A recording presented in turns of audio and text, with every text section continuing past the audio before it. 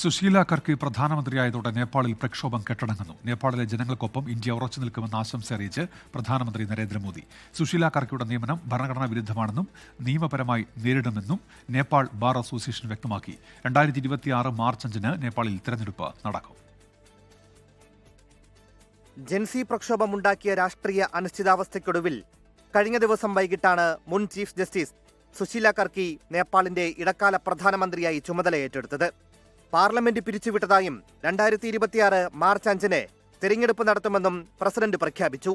സുശീല കർക്കിക്ക് കീഴിൽ 7 മന്ത്രിമാർ അടങ്ങുന്ന താൽക്കാലിക സർക്കാരാകും അതുവരെ ഭരണ ചുമതല നിർവഹിക്കുക. സുശീല കർക്കിയെ അഭിനന്ദിച്ച പ്രധാനമന്ത്രി നരേന്ദ്രമോദി നേപ്പാളിലെ ജനങ്ങളുടെ സമാധാനത്തിനും പുരോഗതിക്കും സമൃദ്ധിക്കുമായി ഇന്ത്യ ഉറച്ചു നിൽക്കുമെന്ന് പ്രതികരിച്ചു. സുശീല കർക്കിയുടെ നിയമനവും പാർലമെന്റ് പിരിച്ചുവിട്ടതും ഭരണഘടനാ വിരുദ്ധമാണെന്നും നിയമപരമായ പരിഹാരങ്ങൾ തേടുമെന്നും നേപ്പാൾ ബാർ അസോസിയേഷൻ വ്യക്തമാക്കി.